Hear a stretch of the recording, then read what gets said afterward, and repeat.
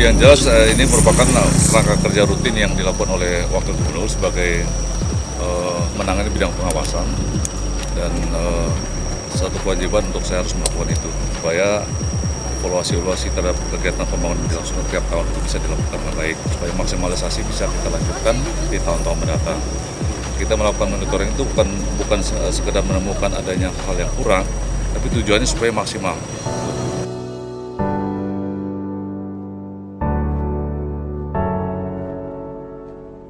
Ya, di samping menjadi ikon kota, sekolah juga harus menunjukkan bahwa kita peduli pada pendidikan. Oleh sebab itu, apa yang dibutuhkan setiap sekolah itu harus dipenuhi. Ya, jadi kita tidak bicara berapa biaya, berapa besar anggarannya bukan di situ, tapi kebutuhan real dari pendidikan itu harus dilakukan. Pemerintah harus bertahap melakukan itu. Jadi saya kira apa yang kita saksikan tadi sudah wajar. Karena SMK itu salah satu sekolah tertua di Bulungan, bahkan di Kaltara. Dan saya kira juga di kota. Jadi kalau melihat sekolah seperti itu tanpa memperhatikan kebutuhannya kan kita kan juga dinilai kurang respon terhadap kepentingan pendidikan. Ya, jadi saya kira wajar itu dimaksimalkan.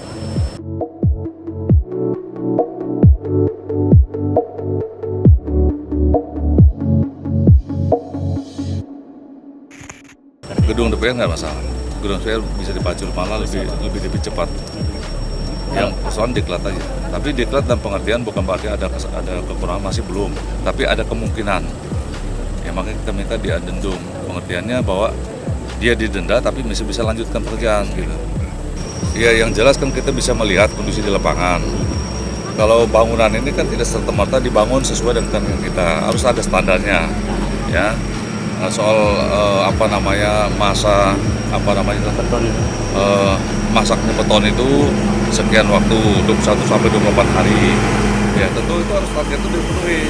Nah sementara itu sudah terpenuhi, sementara waktu berpacu, kan ini kan jadi persoalan. Kalau belum saatnya diberi beban, lalu diberi beban yang rusak apa? Tentu slopnya. Nah itu yang saya katakan tadi, jangan sekedar mengejar progres tapi tidak mengejar kualitas. Apalagi namanya diklat harus punya kualitas yang terjamin gitu.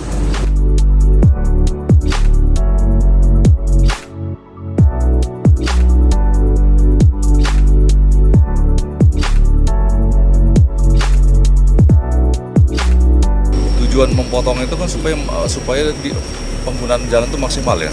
Oleh semua alat berat yang ada, alat-alat angkutan yang ada, baik sana mobil biasa maupun mobil besar ya. Ya, pemotongan itu kan supaya bebannya tidak menjadi persoalan bagi mobil kan.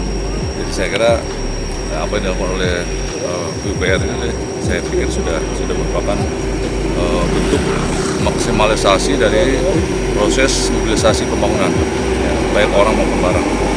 Nah, terutama juga yang berkaitan dengan program-program APBN karena berkenaan dengan tugas pokok gubernur sebagai wakil pemerintah pusat. Oleh sebab itu tentu tidak bisa diabaikan bahwa teman-teman di lapangan juga harus terus dimotivasi. Ya, kita ingin juga masyarakat tahu apa masalah. Ya. Jadi dengan demikian tentu masyarakat tidak berpandangan mereng terhadap kinerja pemerintah. Jadi itu saya kira.